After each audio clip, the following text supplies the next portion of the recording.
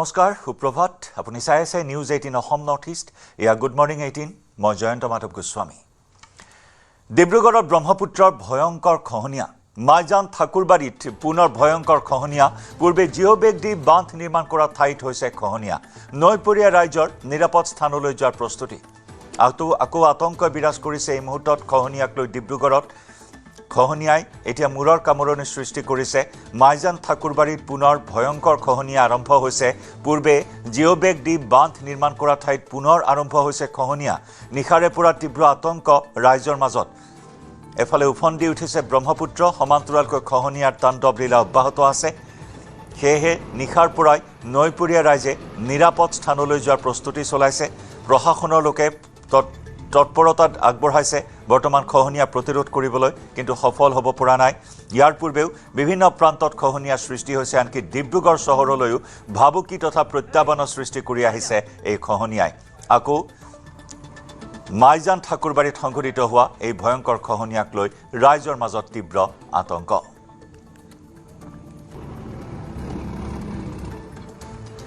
ডিব্ৰুগড়ৰ পৰা আমাৰ সতীৰ্থ জেচিম আহমেদৰ সৈতে সংযুক্ত হৈছোঁ জেচিম পুনৰ খহনীয়াই এই মুহূৰ্তত নিদ্ৰাহৰণ কৰিছে সকলোৰে কি তৎপৰতা এই মুহূৰ্তত প্ৰশাসনৰ ফালৰ পৰা গ্ৰহণ কৰা হৈছে কোন কোন স্থানলৈ ভাবুকি আহিব পাৰে খহনীয়া অব্যাহত থাকিলে জয়ন্ত সাহেব প্ৰথমতে এষাৰ কথা স্পষ্টকৈ নিউজ 18ৰ দৰ্শকসকলক আমি ছবিখন বুজাই দিব লাগিব এখন ব্ৰিটিছে প্ৰতিষ্ঠা কৰা ডিব্ৰুগড়ৰ 180 বছৰৰ অধিক পুৰণি এখন চহৰ আছিলে এতিয়া মহানগৰ হ'ল ডিব্ৰুগড় মহানগৰখন কাষে কাষে বৈ গৈছে ব্ৰহ্মপুত্ৰ বিশাল ব্ৰহ্মপুত্ৰ আৰু ব্ৰহ্মপুত্ৰৰ পৰা ৰুধি দিবলৈ ডিব্ৰুগড়ত এটা নগৰ সুৰক্ষা বান্ধ মথাউৰি আছে এই মথাউৰিটোৰ কাষতেই ডিব্ৰুগড় মহানগৰখন অৱস্থিত যদি কওঁ ব্ৰহ্মপুত্ৰৰ পৰা পোনে পোনে যদি প্ৰতিৰোধ কৰিবলৈ একমাত্ৰ মথাউৰিটোৱে আছে এই মথাউৰিৰ যিটো কাষৰ যিটো অঞ্চল সেই অঞ্চলসমূহতে ব্ৰহ্মপুত্ৰৰ প্ৰবল খহনীয়াৰ বৰ্তমান সময়ত এটা দীঘলীয়া সময় ধৰি খহনীয়া অব্যাহত আছে তাৰ মাজতে মাইজান অঞ্চলৰ আপুনি যদি কাষতেই চাই মাইজানৰ কাষতেই আপুনি যদি গুগল মেপখন চালে ধৰা পৰে যে মাইজানৰ কাষতে মই কাৰণ এইটো অকল ডিব্ৰুগড়ৰ মানুহে বুজি পাব বা চুবুৰীয়া মানুহখিনি যিসকলে ইয়ালৈ আহিছে তেওঁলোকে বুজিব কিন্তু অসমৰ ৰাইজে বুজি পোৱাকৈ ছবিখন এনেকুৱা ব্ৰহ্মপুত্ৰৰ কাষতেই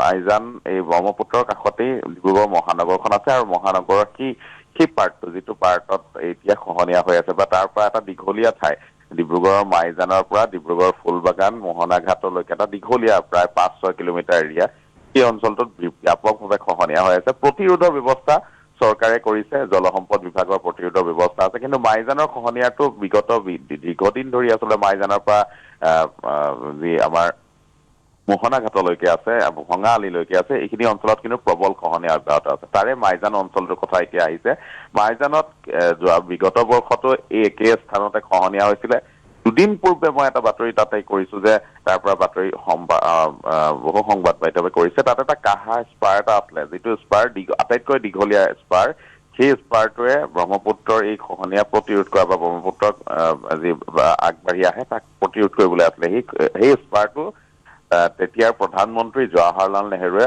আধাৰশিলা কৰিছিলে 1955 চনত সেই স্পাৰটোৰ এটা অংশ বৃহৎ অংশ আজি দুদিন পূৰ্বে খহাই নিছিলে তাৰ পাছত পুনৰ ইয়াৰ পূৰ্বে এবছৰ পূৰ্বে হোৱা খহনীয়াৰ অঞ্চলটোত পুনৰ ঠাকুৰবাৰী যিটো অঞ্চল তাত খহনীয়া প্ৰবলভাৱে দেখা গৈছে নিশাৰ ভাগত কালি খহনীয়া হৈছে আৰু আপুনি কোৱাৰ দৰে ইয়াৰ পৰা কি ক্ষতি হ'ব ব্ৰহ্মপুত্ৰৰ যদি এটা অংশ ব্ৰহ্মপুত্ৰৰ কোনোবা এটা অংশেদি যদি পানী সোমাবলৈ হয় মথাউৰি ভাঙি পেলাই এই খহনীয়াৰ ফলত বা এনে ধৰণৰ পানী বাঢ়ি অহাৰ ফলত তেতিয়া কিন্তু সমগ্ৰ গোটেই ডিব্ৰুগড়খন শেষ হৈ যাব একেবাৰতে কাৰণ ডিব্ৰুগড়ৰ ব্ৰহ্মপুত্ৰৰ যিটো জলস্তৰ সেইটো ওপৰত আছে ডিব্ৰুগড় মহানগৰখন কিছু তলত আছে আৰু তেনেকৈ যদি চোৱা যায় পানী সোমাই আহিলে ডিব্ৰুগড়ৰ ঐতিহাসিক অসম চিকিৎসা মহাবিদ্যালয় ডিব্ৰুগড় বিশ্ববিদ্যালয় মাইজান পথলাৰ পৰা আদি কৰি ডিব্ৰুগড় যিখন মহানগৰৰ যি ঐতিহাসিক কীৰ্তিচিহ্নৰ পৰা আদি কৰি যিখন সুন্দৰভাৱে সজাই লোৱা যিখন ডিব্ৰুগড় আচলতে সেই গোটেই ডিব্ৰুগড়খন একেবাৰতে পানীয়ে বুৰাই পেলাব ইয়াৰ এটা অংশত নাহে ডিব্ৰুগড়ৰ সম্পূৰ্ণ ডিব্ৰুগড়খনে আচলতে নষ্ট হৈ যাব নে বিশেষ হৈ যাব সেইবাবে আচলতে ৰাইজৰ আতংক আটাইতকৈ বেছি এই ক্ষেত্ৰত ডিব্ৰুগড়ত যদি কেনেবাকৈ পানী সোমাই আহিবলৈ হয় কোনো বছৰ সম্ভাৱনা নাই বুলি ধাৰণা কৰে লোকসকলে আৰু তাৰ আতংকতে ৰাইজে ভোগে কৰবাত যদি ব্ৰহ্মপুত্ৰৰ খহনীয়া হয় কাৰণ গোটেই ডিব্ৰুগড়খনে এটা মথাউৰিহে ধৰি আছে ডিব্ৰুগড় মহানগৰখনক মাইজানৰ পৰা মোহনা ঘাটলৈকে ভঙালীলৈকে নিশ্চয় জেচিম যদি এয়া উচিত সময়ত উচিত পদক্ষেপ গ্ৰহণ কৰা নহয় আপুনি কোৱাৰ দৰেই সমগ্ৰ ডিব্ৰুগড় মহানগৰত মহাপ্লাৱনৰ সৃষ্টি কৰিব পাৰে এই খহনীয়াই ধন্যবাদ জ্ঞাপন কৰিছোঁ আপোনাক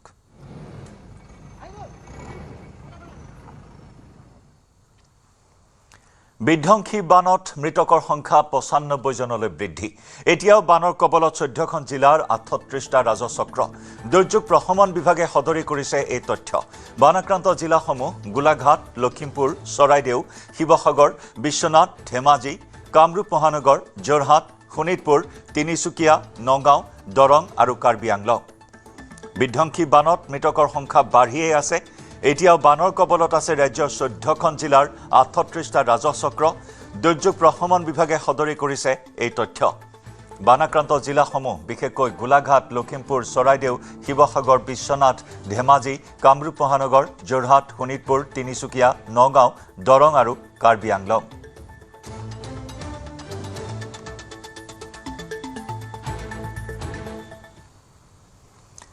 আজি কেইবাখনো আঁচনি শুভাৰম্ভ কৰিব মুখ্যমন্ত্ৰী ডক্টৰ হিমন্ত বিশ্ব শৰ্মাই নিযুত মইনা আৰু নিযুত বাবু আঁচনি বিতৰণ কৰিব পত্ৰ বন্যাত ছাত্ৰ ছাত্ৰীৰ সাহায্যাৰ্থে ধন বিতৰণ কৰিব মুখ্যমন্ত্ৰীয়ে শ্ৰীমন্ত শংকৰদেৱ কলাক্ষেত্ৰত অনুষ্ঠিত হ'ব এই অনুষ্ঠান ইতিমধ্যে মুখ্যমন্ত্ৰীগৰাকীয়ে আশ্বাস দিছিল যে বান বিধ্বস্ত অঞ্চলসমূহৰ যিসকল ছাত্ৰ ছাত্ৰী আছে সেই ছাত্ৰ ছাত্ৰীসকলক সাহায্য প্ৰদান কৰা হ'ব ধন বিতৰণ কৰা হ'ব আৰু সেই আঁচনিৰ আজি শুভাৰম্ভণি কৰা হ'ব আৰু একেদৰে নিযুত মইনা আৰু নিযুত বাবু আঁচনিৰো প্ৰপত্ৰ বিতৰণ কৰা হ'ব কলাক্ষেত্ৰত আছে মুখ্যমন্ত্ৰী ডক্টৰ হিমন্ত বিশ্ব শৰ্মাৰ এই অনুষ্ঠান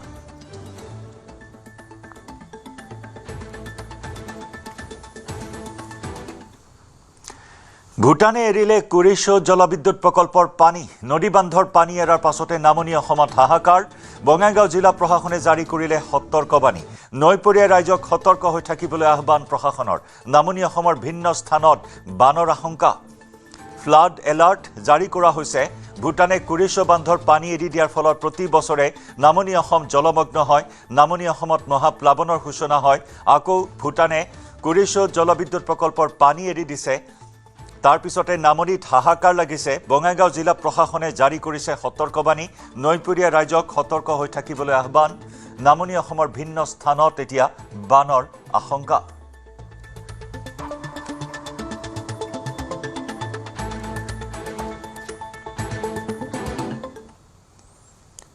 বঙাইগাঁওকে ধৰি কেইবাখনো জিলাত প্ৰশাসনে জাৰি কৰিছে সতৰ্কতাৰ নিৰ্দেশনা ইতিমধ্যে কেইবাখনো নদীৰ জলপৃষ্ঠ বিপদসীমাৰ ওপৰেৰে বৈ আছে পৰৱৰ্তী নিৰ্দেশ নোপোৱালৈকে মানস আৰু আই মানস নদীৰ পাৰত নাযাবলৈ আহ্বান জিলা প্ৰশাসনৰ নদীত বা নদীৰ আশে-পাশে মাছ ধৰা সাঁতোৰা গা ধোৱা নাও চলোৱা অথবা আন যিকোনো ধৰণৰ কাৰ্যকলাপৰ পৰা বিৰত থাকিব লাগিব নৈপৰীয়া ৰাইজ পানী ডুব যোৱা পথ দলং অথবা নলা পাৰ হ'বলৈ কোনো ধৰণৰ চেষ্টা নকৰিব শিশু আৰু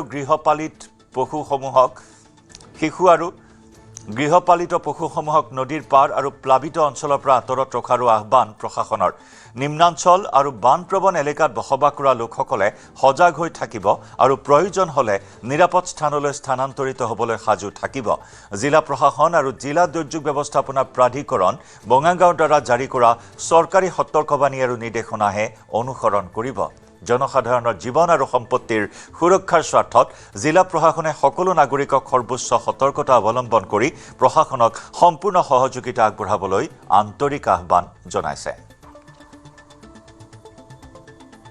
আমাৰ ইনফৰমেশ্যন দিছিলে যে আমাৰ যোনটো কুৰিচুৰ ডেম আছে হাইড্ৰ' পাৱাৰ ডেম তাৰ পৰা আমাৰ হেভি ডিছচাৰ্জ হৈছে পানী চ' পানী এৰি দিয়াৰ ফলত আমাৰ কিছু অঞ্চলত মানে আমাৰ আশংকা আছিলে যে আমাৰ পানী হ'ব পাৰে বা ইনাণ্ডেশ্যন এটা চিটুৱেশ্যন এটা হ'ব পাৰে বা ফ্লাড লাইক চিটুৱেশ্যন এটা হ'ব পাৰে সেইকাৰণে আমি এটা এডভাইজাৰী আজি আমি জাৰি কৰিছোঁ DDMA বা আমাৰ জিলা প্ৰশাসনৰ ফালৰ পৰা আমাৰ এডভাইজাৰীসমূহ আছিলে যে আমাৰ নিৰ্দেশ নোপোৱালৈকে আমাৰ মানস আৰু আই মানস নদীৰ পাৰত যাতে কোনো নাযায় আমাৰ নদীত বা নদীৰ আশে পাশে কোনো মাছ ধৰা বা কোনো গা ধোৱা বা আমাৰ নাও চলোৱা অথবা আন কোনো ধৰণৰ কাৰ্যকলাপৰ পৰা যাতে বিৰত থাকে সকলো আমাৰ জিলাৰ আমাৰ যিমান শিশু আছে বা আমাৰ গৃহপালিত পশু আছে কোনো যাতে নদীৰ পাৰত গৈ পালে তাতে অঞ্চলত নাযায় তাৰ পৰা যাতে বিৰত থাকে আৰু লগতে পানী ডুব যোৱাৰ ফলত পথ দলং অথবা নলা পাৰ হ'বলৈ কোনো ধৰণৰ চেষ্টা যাতে নকৰে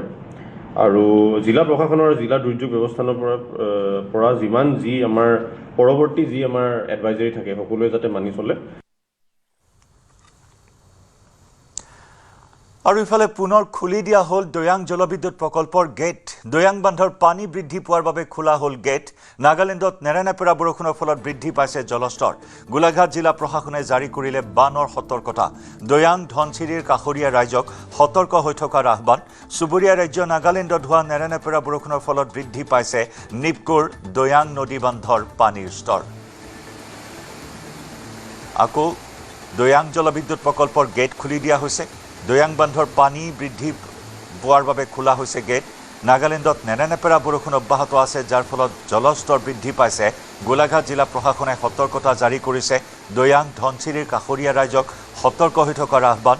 চুবুৰীয়া ৰাজ্য নাগালেণ্ডত হোৱা নেৰানেপেৰা বৰষুণৰ ফলত বৃদ্ধি পাইছে নিপকোৰ দৈয়াং নদী বান্ধৰ পানীৰ স্তৰ।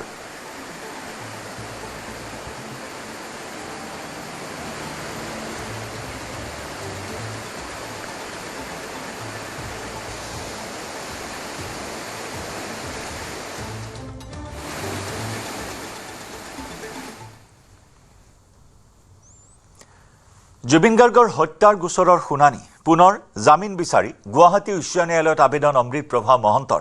ন্যায়াধীশ ৰবীন ফুকনৰ আদালতত হ'ব শুনানি। পূৰ্বে সত্ৰ আদালতে নাকচ কৰিছিল অমৃত প্ৰভাৰ জামিন। ফাষ্ট ট্ৰেক আদালতেও নাকচ কৰিছিল অমৃত প্ৰভাৰ জামিন।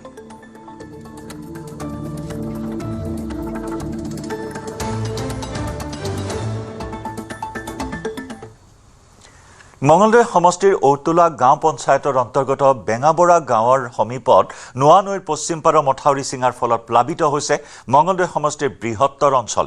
ঔতোলা, বেঙাবৰা, মথঙা, অহকা, অকলিবাৰী, কপিলী সত্ৰ, বেচিমাৰী আৰু দুৰ্গা গাঁও বানৰ কবলত। বহু পৰিয়ালৰ ঘৰ, চোতালত এককাল পৰ্যন্ত পানী। বানপীড়িত ৰাইজৰ মাজত হাহাকাৰ অৱস্থাৰ সৃষ্টি হৈছে। পানীত বুৰ গৈছে হাজাৰ হাজাৰ বিঘা কৃষিভূমি। পথৰ ওপৰেৰে হুৰাহুৰে পানী বাগৰি বিচ্ছিন্ন হৈছে যোগাযোগ ব্যৱস্থা। বৃহত্তৰ অঞ্চলত কৰ্তন কৰা হৈছে বিদ্যুৎ সংযোগ। বানৰ বাবে ঔতোলা উচ্চতৰ মাধ্যমিক বিদ্যালয়ত শিবিৰ স্থাপন কৰিছে প্ৰশাসনে।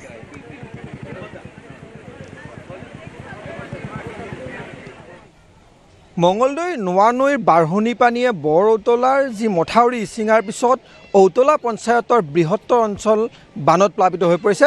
আজিও পানী ক্ৰমাৎ বাঢ়ি আছে আৰু আমি এখন ঘৰ দেখুৱাইছোঁ। এয়া মঙলদৈ ঔতলা গাঁৱৰ দৃশ্য আৰু ঔতলা গাঁৱৰ এখন ঘৰ এই ধৰণে পানীৰ তলত।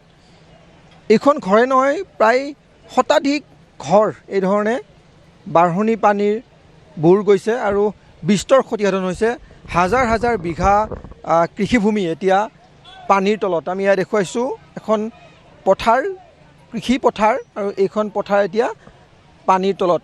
আমি কিছু কঠীয়া দেখুৱাইছোঁ। এয়া কঠীয়া সিঁচিবৰ কাৰণে কৃষকসকলে আনি থৈছিলে, কিন্তু পানী বঢ়াৰ লগে লগে এই ধৰণে কঠীয়া এৰি কৃষকসকল ঘৰমুৱা হৈছে, নিজৰ ঘৰৰ সামগ্ৰীসমূহ উদ্ধাৰ অভিযানত লাগিছে। ইতিমধ্যে কৈছোঁৱেই যে ঔতলা পঞ্চায়তৰ বৃহত্তৰ অঞ্চল এতিয়া বানত প্লাবিত হৈ পৰিছে আৰু এই অঞ্চলৰ যাতে বানাক্ৰান্ত লোকসকলক সকাহ দিব পাৰে তাৰ কাৰণে কি ব্যৱস্থা কৰিছে প্ৰশাসনৰ ফালৰ পৰা বা জনপ্ৰতিনিধিসকল আছে, আমি তেওঁলোকৰ লগত কথা পাতিবলৈ চেষ্টা কৰিম। মঙলদৈ পশ্চিম মঙলদৈ ব্লকৰ সভানেত্ৰী আছে, সীমা আছে, আমি কথা পাতিবলৈ চেষ্টা কৰিম কি ব্যৱস্থা কৰিছে বানাক্ৰান্তসকলক। হয়, বানাক্ৰান্তসকলৰ বাবে আমাৰ ঔতলা হায়াৰ ছেকেণ্ডেৰী ৰিলিফ কেম্পৰ ব্যৱস্থা কৰা হৈছে। অলৰেডি 3খনকৈ গাঁও ঔতলাৰ বৃহত্তৰ এটা এৰিয়া গোটেইখিনি প্লাবিত হৈছে আৰু বিশেষভাৱে তেওঁলোকৰ ঘৰৰ মজিয়া সকলোতে পানী উঠিছে। তেওঁলোকক আমি ইতিমধ্যে এই ঔতলা হায়াৰ ছেকেণ্ডেৰীলৈকে লৈ যোৱা হৈছে আৰু যদি এনেকুৱাভাৱে আমাৰ পানীটো বাঢ়ি থাকে তেতিয়াহ'লে 25খনমান গাঁও আৰু প্লাবিত হ'ব, এনেকৈ যদি হৈ থাকে ৰাতিলৈকে। নিশ্চয়কৈ যদি পানী বাঢ়ি থাকে ক্ৰমান্বয়ে কিন্তু এই যি বাঢ়নি পানী চিপাঝাৰ সমষ্টিলৈ পাবগৈ। আমি পুনৰ দেখুৱাইছোঁ ঘৰখন আৰু এইখন এখন এটা উদাহৰণহে। স্থানীয় আৰু লোক আছে, কথা পাতিবলৈ চেষ্টা কৰিম।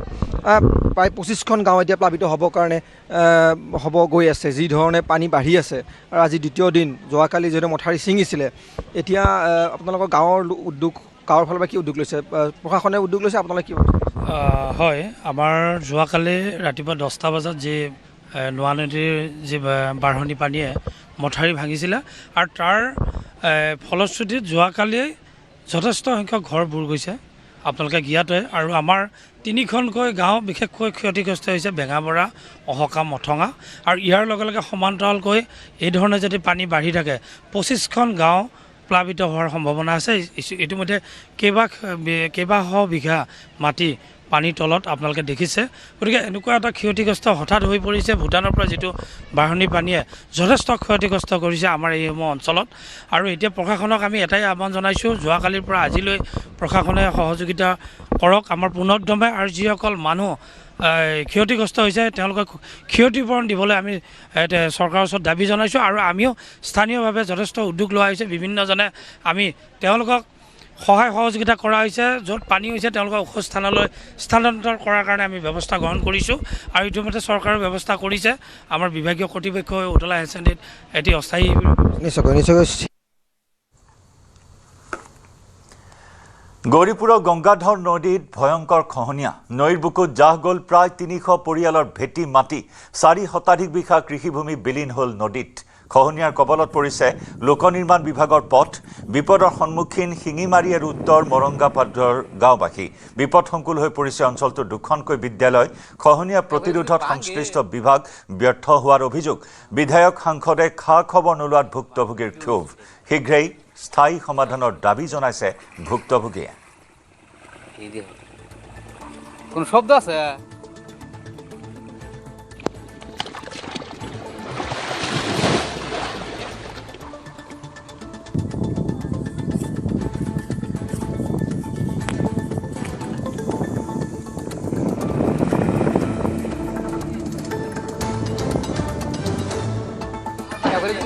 ভাঙি আছে, ভাঙি লৈ যাই আছে। ইয়াতে মানুহ থাকিব পৰা নাই, থকাৰ জেগাও নাই, মানুহ যাব ক'ত? একবাৰ হয়তো ভাঙছিল, আকৌ ইয়াতে উঠি আহি ঘৰ চৰ বনালা, আকৌ ভাঙি ল'ল। এতিয়া মানুহকেইটা যাই ৰাস্তাত আশ্ৰয় লৈছে, ইয়াতে যাবৰ কোনো ব্যৱস্থাই নাই, মাটি কিনিবলৈ পইচা নাই। এতিয়া ইমাৰ্জেঞ্চি যদি কাম নকৰে এইকেইটা মানুহ থাকিব নোৱাৰে। আৰু 2-250 ঘৰ পৰিয়াল এইটো এটা সপ্তাহৰ ভিতৰতে উঠিব লাগিব। ইয়াতে কোনো উপায় নাই থকাৰ কাৰণে। সদায় 10টা-15টা কৰি পৰিয়ালৰ ঘৰ ভাঙিয়ে আছে। ইয়াতে গোটেই ৰাইজে আহি সহযোগ কৰি খালি ঘৰটোৱে ভাঙি আছে, বাকী এখন নিব পৰা নাই। গাছ গছনি খেতি পথাৰ চব নদীয়ে লৈ যাই আছে। কিন্তু আমাক ইয়াতে কোনো গুৰুত্বও দিয়া নাই, খালি শুনি আছোঁ পাৰ্মিট কাম হ'ব, কিন্তু হোৱা নাই। এতিয়ালৈকে 50-55টা পৰিয়ালৰ ভাঙা গেল। আজিকালিৰ ভিতৰত আৰু মোটামুটি 200-250 মানুহৰ পৰিয়ালৰ ঘৰ ভাঙিবই লাগিব। কোনো উপায় নাই, যেনেকৈ ভাঙি আছে। আমি বহুত জেগাত জনাইছোঁ, কিন্তু জনালে কি হ'ব? কোনো আমাৰ ইয়াতে অহাও নাই, কোনো আমাৰ খবৰো লোৱা নাই। এতিয়া আমি যদি ক'ব যাওঁ খালি কাম হ'ব বুলি কৈ থাকে, কিন্তু এতিয়ালৈকে হোৱা নাই।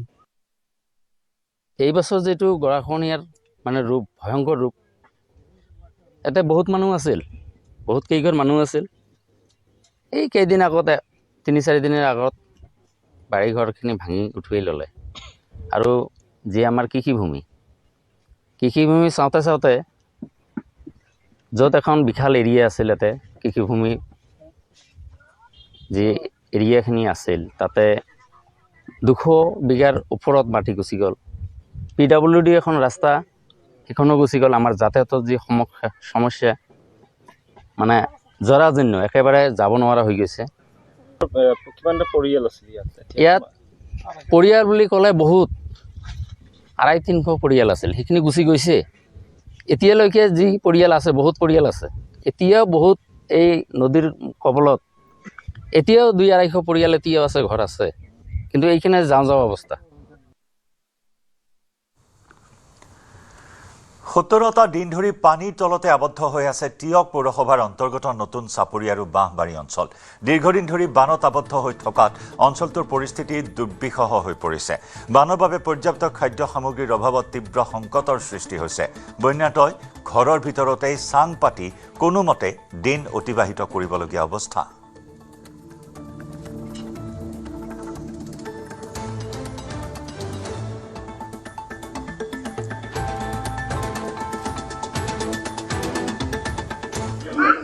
সোতৰটা দিন অতিক্ৰম কৰি 18টা দিনত ভৰি দিলে। পৰিস্থিতি একেই হৈ আছে। 17টা দিনেই পানীৰ তলতে আছে বহু লোক আৰু যাক লৈ এতিয়া প্ৰতিজন বানাক্ৰান্তৰ একেবাৰে দুৰ্বিষহ হৈ পৰিছে। মই এই মুহূৰ্তত টিয়ক নগৰৰ পৰিৱেশ দেখুৱাই আছোঁ। টিয়ক নগৰত আজি আচলতে নতুন চাপৰি, সেই নতুন চাপৰি অঞ্চলটোৰ পৰিৱেশ চাওক। এইসকল লোকৰ বাসগৃহ এতিয়াও পানীৰ তলত, তেওঁলোকৰ বাট পথ পানীৰ তলত আৰু কোনো ধৰণৰ ইয়াতে ব্যৱস্থা নাই। তেওঁলোকৰ খোৱা পানীৰ সমস্যা, তেওঁলোকৰ খাদ্য সামগ্ৰীৰ সমস্যা, তেওঁলোকৰ যাতায়াতৰ সমস্যা, কেনিও কোনো ওলাব নোৱাৰা এটা পৰিৱেশ। আপোনাৰ ঘৰ পানীৰ তলতে আছে? ছাৰ পানী তলতে আছে বাৰু। আমাৰ আহিবলৈ মানে বহুত অসুবিধাই হয়। মই এতিয়া ছোৱালীজনী লোকৰ ঘৰতে হৈছোঁ কালি ৰাতিয়ে গৈ পিনে 8টামান বজাত। কালি বেছি হৈ গ'ল আকৌ? পানী বেছি হৈ গ'ল। খোৱা বোৱাও কষ্ট হৈছে, পানী দুনি খোৱাও কষ্ট হৈছে, চব ফালে কষ্টই হৈছে বাৰু। আপোনাৰ ঘৰ তলতে আছে? পানীৰ তলতে ডুব গৈছে আমাৰ ঘৰ মানে। কিমান দিন হ'ল? 16 দিন 17 দিন হৈ গ'ল? 17 দিন হৈ গ'ল আজি। খোৱা সামগ্ৰীখিনি দিছেনে নাই? খোৱা সামগ্ৰীখিনি অলপ অলপ দি আছে আৰু। দি আছে। আপোনালোক আছে ক'ত? আমি এনেকে বিচনাৰ ওপৰত বিচনা তুলি থাকিবলগীয়া হৈছে। বিচনাৰ ওপৰত বিচনা তুলি থাকিবলগীয়া হৈছে। ল'ৰা ছোৱালীৰ কিতাপ পত্ৰ চব উটি গুচি গৈছে আৰু হাঁহ পাৰ লৈছিলো সেয়াও গুচি গ'ল। হাঁহ পাৰ কেইটা উটি গুচি গ'ল। ছাগলী এজনীও লৈছিলো তাকো গুচি গ'ল। এতিয়া নাই আৰু? এতিয়া একো নাইকিয়া, খালি মানুহকেইটা যেনে তেনে বাচি থাকিবলগীয়া হ'ল আৰু ল'ৰা ছোৱালীকেইটা বুকুতে লৈ পিনে। বাইদেউ আপোনাৰ ঘৰ এইফালে? ইয়াতে ডুবি আছে ঘৰ? ডুবিয়ে আছে বাৰু। ডুবি আছে। ওলাব সোমাব নোৱাৰা পৰিৱেশে হৈ আছে? একেই হৈ আছে। আহে নাই ইয়ালৈ জনপ্ৰতিনিধি, চৰকাৰৰ মানুহ আহিছে নে? আহিছিলে বাৰু। আহিছিলে। এইটো আপোনালোকৰ ঘৰো একেই? হয় হয়, আমাৰো একেই ডুব গৈ আছে। হয় হয়, বিশেষকৈ এতিয়া আমাৰ পানী, খোৱা পানীৰ ব্যৱস্থাটো আৰু যদি লেট্ৰিন কৰিবলৈ অকণমান জেগা এটা ব্যৱস্থা কৰি দিয়ে, মানে কি হয়, ছোৱালী মানুহ আছে, বোৱাৰী মানুহো আছে, কাৰণ এতিয়া পানীতে লেট্ৰিন কৰিব লগা হৈছে, পানীতে উঠি গৈছে, সেয়া পানীকে আকৌ আমি ব্যৱহাৰ কৰিব লগা হৈছে, তাত এটা অসুবিধা আহি পৰিছে। মানে খোৱা পানীৰ যোগানটো নাই? খোৱা পানীৰ যোগানটো ইয়াত মানে পৰ্যাপ্ত পৰিমাণৰ নাই। বেলেগৰ ঘৰত ফিল্টাৰ কৰি আনিব লগা হয়, কিমাননো দিব, তাহাঁতৰতো অসুবিধা আছে। আৰু এঘৰ মানুহত যদি পানী 25টা পৰিয়ালক যোগান ধৰিবলৈ হয় ফিল্টাৰ পানী, তেতিয়াহ'লে সেই মানুহবোৰো অসুবিধা এটা আছে। আৰু কাৰেণ্টৰ অসুবিধাটো আছেই, কাৰণ মটৰৰ পানী উঠাই পিনেই ফিল্টাৰ কৰা হয়, কাৰেণ্টটোও কাটি থৈ দিয়ে, খাব কি ল'ৰা ছোৱালী পানী, সেইটো এটা অসুবিধা আছে। আৰু আপোনাৰ বাকী ৰাস্তা পদূলি এয়া দেখিছে, আমি এয়া পেণ্টটো পিন্ধাই নাই আজি 15 দিনমান হ'ল, গামোচা পিন্ধিয়ে ঘূৰি ফুৰিছোঁ। গতিকে এতিয়া ক'ৰবাত নহয় ক'ৰবাত কিবা এটা সুৰুঙা থাকি গৈছে, হয় চৰকাৰী কৰ্তৃপক্ষই হওক বা বিভাগীয় কৰ্তৃপক্ষই হওক। গতিকে বানপানীৰ সমস্যাটো খুব কম হ'লেও যদি অকণমান সমাধান কৰি দিয়ে, আমাৰ এইখন গাঁৱত থকা 25টা পৰিয়াল এনেকেই থাকিব লগা হৈছে। এয়া কান্ধত বেগ লৈ আছে, খোৱা আহিলে বুলি ক'লে দৌৰ মাৰি যাব লগা হৈছে, কাৰণ কেইটামান খিচিৰি ভাতৰ কাৰণে ল'ৰা ছোৱালী সেয়া কোচত লৈ, আপোনালোকে নিজেই দেখিছে, কেতিয়াবা ল'ৰা ছোৱালী পৰি যায় পানীত, কিজানি মোৰ ভাগটো মই নাপাম, তেনেকুৱা ধৰণৰ কাৰণে অকণ খিচিৰি ভাত কেইটামানৰ কাৰণে মানে যিয়ে পাওক সেইটো এতিয়া অমৃতৰ নিচিনা হৈছে আমাৰ গাঁৱৰ মানুহৰ কাৰণে। দৌৰি যাব লগা হয়, ল'ৰা ছোৱালী কোচত থাকে, আৰু মতা মানুহখিনিতো বাহিৰলৈ নগ'লে নহয়েই, টিয়কত 2 টকা 1 টকা ইনকম কৰি গধূলিত ধৰি লওক ল'ৰাটোৰ কাৰণে গাখীৰ পেকেট এটা, বিস্কুটৰ পেকেট এটা আনিব লগা হয়। অকল যে গাখীৰ বিস্কুট খিচিৰি ভাতকেইটা এইটো নহয়, সৰু সৰু ল'ৰা ছোৱালী ধৰি লওক পেম্পাৰ্ছো কিনিব লগা হয়, তাতো পইচা যায়, কাৰণ এটা পেকেটৰ দাম 60 টকা, পইচা পায় কেইটকা পানীৰ দিনত? 150 টকাহে ইনকম কৰে। চিমেণ্টৰ বস্তা গাড়ীৰ পৰা উঠোৱা নোমোৱা কেইটকা দিয়ে? 60 টকা দিয়ে মালিকে। তেনেকুৱা ধৰণৰ অসুবিধা কিছুমান আছে। হত্যাকাৰী ৰিণ্টু শৰ্মাৰ শাস্তিৰ পৰিমাণ হ্ৰাস। গুৱাহাটী উচ্চ ন্যায়ালয়ে হ্ৰাস কৰিলে ৰিণ্টুৰ শাস্তি। মৃত্যুদণ্ডৰ ৰায় খাৰিজ কৰি আজীৱন কাৰাদণ্ডৰ ৰায়। ধেমাজি জিলা সত্ৰ ন্যায়াধীশৰ আদালতে মৃত্যুদণ্ডৰ ৰায় দিছিল ৰিণ্টুক। নন্দিতা শইকীয়া নামৰ যুৱতীক হত্যা কৰিছিল ৰিণ্টু শৰ্মাই। গুৱাহাটী উচ্চ ন্যায়ালয়ে বাহাল ৰাখে দোষী সাব্যস্তৰ ৰায়।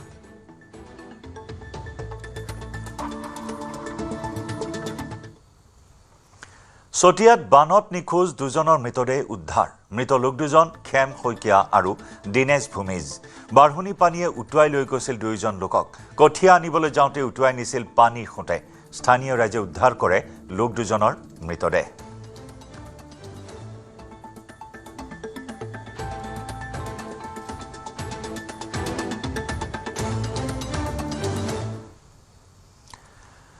উজনিৰ বন্যাতৰ দুৰ্দশাৰ অন্ত পৰা নাই।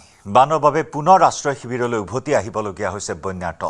বান শুকোৱাৰ পাছত ঘৰলৈ উভতিও আপোন ঘৰখনত আশ্ৰয় ল'ব পৰা নাই অসহায় বানাক্ৰান্তই। বানৰ পাছত ভিন্ন ৰোগত আতংকত অব্যাহত থকাৰ সময়তে পুনৰ নতুনকৈ আৰম্ভ হৈছে বান। নেৰেনেপেৰা বৰষুণৰ বাবে পুনৰ সৃষ্টি হৈছে বানৰ। পুনৰ উফন্দি উঠিছে নৈ উপনৈসমূহ। টিয়কত পুনৰ হাহাকাৰ অৱস্থাৰ সৃষ্টি হৈছে বন্যাতৰ।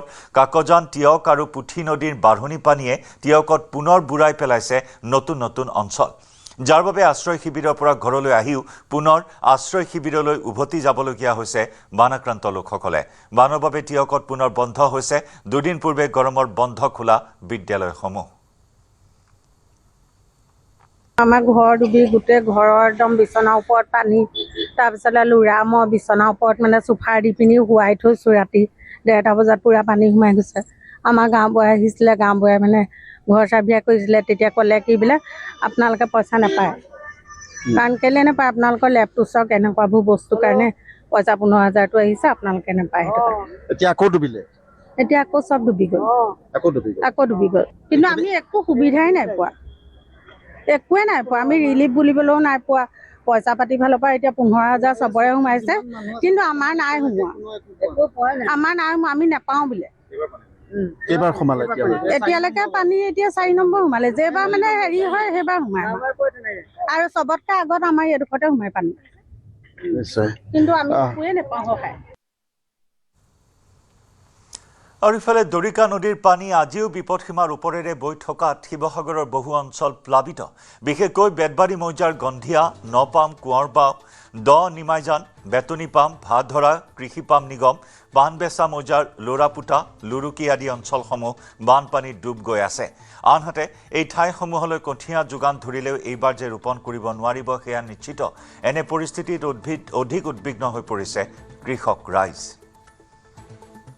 শিৱসাগৰ জিলাৰ বান পৰিস্থিতি কিছু উন্নতি হৈছে যদিও এতিয়াও বহু অঞ্চল তথা বহু সংখ্যক গাঁও বানত প্লাবিত হৈ আছে, ডুব গৈ আছে। বিশেষকৈ দৰিকা নদীৰ বাঢ়নি পানীয়ে যিবিলাক গাঁও প্লাবিত কৰিছিলে তাত এতিয়াও পানী আছে। দৰিকা নদীৰ সেই পানী ওলাই যোৱাৰ বৰ্তমান বিশেষ সুবিধা নথকাৰ বাবে বৃহত্তৰ এলেকা বৰ্তমানেও পানীত ডুব গৈ আছে। শিৱসাগৰৰ যি নিমাইজান এলেকা, ভাধৰা অঞ্চল, গন্ধিয়া নপাম গাঁও, গন্ধিয়া নপাম কোঁৱৰগাঁও, 2 নং দগাঁও, কলাপথাৰ আদি অঞ্চলসমূহৰ বহু পৰিয়ালৰ বাসগৃহ বৰ্তমানেও বানত ডুব গৈ আছে। মই পৰিৱেশ এই ঠাইখিনি হৈছে গন্ধিয়া নপাম গাঁও। মই দেখুৱাইছো পৰিৱেশ। মই বৰ্তমান এই ঠাইখিনিলৈ বাতৰি সংগ্ৰহৰ বাবে ভূঁ লৈ আহিবলগীয়া হৈছে, কলৰ ভূঁ। গতিকে এতিয়াও অহা যোৱা কৰাৰ যাতায়াতৰ বাট পথসমূহ ইয়াত ডুব গৈ আছে পানীত। এইখন মই দেখুৱাইছো, এইখন এখন কঠীয়াতলি আছিলে। এই এতিয়াও এখন ট্ৰেক্টৰ এনেধৰণে পানীত ডুব গৈ আছে। আজি 17 দিন হ'ল, 17 দিনে এই দৰিকা নদীৰ যিখিনি পানী সোমাইছিলে এই পানীসমূহ ওলাই যোৱা নাই। মই এগৰাকী ব্যক্তি আছে, দাদা কেনেকুৱা ধৰণৰ কি কি ক্ষয় ক্ষতি হ'ল, আজি অত দিনে ক'ত কটাইছে, কেনেধৰণে আছে? মই আজি 17 দিনে প্ৰায় ৰাস্তাতে গৈ থাকিবলগীয়া হৈছে। আমাৰ যিটো বাঁহগড়ৰ ৰাস্তা তাতে আছোগৈ, আৰু ঘৰলৈ প্ৰায় আহিব নোৱাৰা হৈ আছো, কিয়নো পানী একদম ভৰ্তি হৈ আছে ঘৰত। পদূলিটো অৱস্থাই নাই এতিয়া, প্ৰায় কেতিয়া শুকাই এতিয়া আমাৰ মেইন পদূলিটো ৰাস্তাটোৰ কথা আছে। ৰাস্তাটো মানে কেতিয়া শুকাব কি হ'ব, এতিয়া অহা যোৱা আমাৰ মেইন ৰাস্তাটোৱে ডুবি আছে। হয়, এই সমস্যাত কি কি লোকচান হৈছে? যিহেতু 17 দিন হ'ল, লোকচান মানে বিশেষ ভিতৰৰ কাপোৰ কানিবোৰতো চব লোকচানেই হ'ল ধৰক। বাকী 2-এটা ধৰক বাচিছে, আৰু পিন্ধা কাপোৰকেইটা বাচিছে, বাকী পিন্ধি থকাকেইটা বাচিছে। আৰু ধান চাউল এইবিলাক, ধানো প্ৰায় ডুব গৈছে, পানীৰ তলত গ'ল। অকল ওপৰৰ ধানখিনিহে বাচিছে, তলৰখিনিতো এতিয়া কঠীয়া জগিলেগৈ ধৰক। বাকী আৰু ক্ষয় ক্ষতি ইয়াত গৰু ছাগলী মৰিছে? গৰু ছাগলীকেইটা বাৰু আছে। পুখুৰী ফিচাৰী মাছ আছিলে বহুত, সেই মাছখিনি ওলাই গ'ল ধৰক। তাৰপিছত কুকুৰা অলপ আছিলে, কুকুৰাও সেইবোৰ মৰিলে। হাঁহকেইটাতো বেছি এতিয়া নাপাত্তাই হ'ল, ক'ত গ'ল। হয়, উপাৰ্জন বুলিবলৈ কি আছিলে? দিন হাজিৰা কাম কৰোঁ। এতিয়া বন্ধ আছে নেকি? এতিয়াতো ক'ত, চব বন্ধ হৈ আছে, চবতো ডুবি আছে, এতিয়াতো ক'তনো কাম চলিব। হয়, এই পৰিৱেশ মই দেখুৱাইছো। এইবিলাকে হৈছে পৰিৱেশ। যিহেতু আজি 17টা পানী বাঢ়নী পানী ইয়াত ওলাই যোৱা নাই, ইয়াত যিখিনি দৰিকা নদীৰ পানী সোমাইছিলে সেয়া পানী এতিয়াও এককাল এবুকু পৰ্যন্ত আছে। পথাৰতো এডিঙি পৰ্যন্তও হৈছেগৈ। মানুহৰ ঘৰৰ ভিতৰতে এককাল পৰ্যন্ত পানী আছে, ৰাস্তাসমূহ বুৰি আছে। গতিকে দিন যিমানেই বাঢ়িছে সিমানেই এই মানুহখিনি আচলতে অধিক জুৰুলা হৈ পৰিছে। কাৰণ এটা দুটা দিন নহয়, 17টা দিনে ঘৰ বাৰী এৰি তেওঁলোকে পথৰ ওপৰত আশ্ৰয় লৈ আছে, ওখ বাঁহঘৰৰ ওপৰত আশ্ৰয় লৈ আছে। আৰু ঘৰসমূহ যিবিলাক কেঁচা ঘৰ আছিলে সেই কেঁচা ঘৰসমূহ বেৰসমূহ লাহে লাহে পচি ভাগিবলৈ ধৰিছে, খুটাসমূহ ভাগিছে, হাউলি পৰিছে, ঘৰ এনেধৰণেই আছে। আৰু এইখন মই দেখুৱাইছো, এইবিলাক এলেকাত আৰু খেতি এবাৰ যে কৰাটো সম্ভৱ নহয়গৈ, কঠীয়া পালেও যে সম্ভৱ নহয়গৈ সেয়া প্ৰায় নিশ্চিত। কাৰণ এই পানী শুকাবলৈ হ'লে আৰু বহুদিন লাগিব, আৰু তেতিয়ালৈ হয়তো খেতি পৰিৱেশটো ধান খেতি কৰাৰ পৰিৱেশটো নাথাকিবগৈ। আৰু ইফালে অৰুণাচল পাহাৰৰ পৰা বৈ অহা পাগলা নৈৰ বাঢ়নী পানীয়ে সংহাৰী ৰূপ ধাৰণ কৰিছে ওদালগুৰিৰ মাজবাট সমষ্টিৰ বিভিন্ন অঞ্চলত। বহু গাঁৱৰ লগতে কৃষিভূমি আৰু ধনশ্ৰী ঘাটত নতুন প্ৰাথমিক আৰোগ্য মন্দিৰ প্লাবিত হৈছে। বাঢ়নী পানী চিকিৎসালয়খনৰ ভিতৰলৈ সোমাই যোৱাত স্বাস্থ্য সেৱা ব্যাহত হৈছে। বিনষ্ট হৈছে স্বাস্থ্য কেন্দ্ৰৰ প্ৰয়োজনীয় সা সামগ্ৰীও। চিকিৎসক, স্বাস্থ্যকৰ্মী আৰু ৰোগীয়ে যথেষ্ট অসুবিধাৰ সন্মুখীন হৈছে। বহু গুৰুত্বপূৰ্ণ চিকিৎসা সঁজুলি আৰু নথি পত্ৰ বিপদৰ সন্মুখীন হৈছে। উল্লেখযোগ্য যে বৃহত্তৰ ধনশ্ৰী ঘাট অঞ্চলৰ 50খনতকৈ অধিক গাঁৱৰ বাসিন্দাৰ বাবে এই নতুন প্ৰাথমিক আৰোগ্য মন্দিৰেই একমাত্ৰ চৰকাৰী স্বাস্থ্য সেৱাৰ কেন্দ্ৰ। কিন্তু চিকিৎসালয়খন বানৰ কবলত পৰাত অঞ্চলজুৰি হাহাকাৰ পৰিস্থিতিৰ সৃষ্টি হৈছে। অৰুণাচল পাহাৰত হোৱা প্ৰবল বৃষ্টিপাতৰ পিছতেই মাজবাট বিধানসভা সমষ্টিৰ বিস্তীৰ্ণ অঞ্চল বানৰ কবলত পৰিছে। অৰুণাচল পাদদেশৰ পৰা বৈ অহা যি পাগলা নৈৰ বাঢ়নী পানীয়ে বুৰাই পেলাইছে মাজবাট বিধানসভা সমষ্টিৰ বিস্তীৰ্ণ অঞ্চল। বহু কেইখন গাঁও এতিয়া বানৰ কবলত পৰিছে। মাজবাট বিধানসভা সমষ্টিৰ অন্তৰ্গত ঠায়ে ঠায়ে দলং, বাট পথ ছিগিছে এই পাগলা নদীৰ যি বাঢ়নী পানীৰ ফলত। আৰু ইপিনে ধনশ্ৰী ঘাট যি নতুন প্ৰাথমিক স্বাস্থ্য কেন্দ্ৰ, এই নতুন প্ৰাথমিক স্বাস্থ্য কেন্দ্ৰ এতিয়া বানৰ কবলত পৰিছে। এই স্বাস্থ্য কেন্দ্ৰটো জলমগ্ন হৈ পৰা পৰিলক্ষিত হৈছে। মই পোনে পোনে দেখুৱাম নতুন প্ৰাথমিক স্বাস্থ্য কেন্দ্ৰ ধনশ্ৰী ঘাট। এয়া দেখুৱাইছো পাগলা নদীৰ যি বাঢ়নী পানীৰ কবলত পৰিছে। আৰু এনেধৰণে এতিয়া এই যি নতুন প্ৰাথমিক স্বাস্থ্য কেন্দ্ৰ ধনশ্ৰী ঘাট, স্বাস্থ্য কেন্দ্ৰটোৰ চৌহদৰ পৰা আৰম্ভ কৰি ভিতৰলৈকে পানী সোমাইছে। আৰু এতিয়া এই স্বাস্থ্য কেন্দ্ৰটোত ইয়াত অহা ৰোগীসকলৰ লগতে ইয়াৰ কৰ্মচাৰীসকলো জমৰ যন্ত্ৰণা ভোগ কৰিব লগা হৈছে। স্থানীয় লোকসকল আছে, আহিব দাদা আহি পিনে। কি ক'ব, কেতিয়াৰ পৰা পানী হৈছে হস্পিটেলত? যোৱা 3 দিন ধৰি পানীৰ। ইয়াৰে সৈতে সময় হ'ল গুড মৰ্ণিং 18ৰ পৰা বিদায় লোৱাৰ। নমস্কাৰ।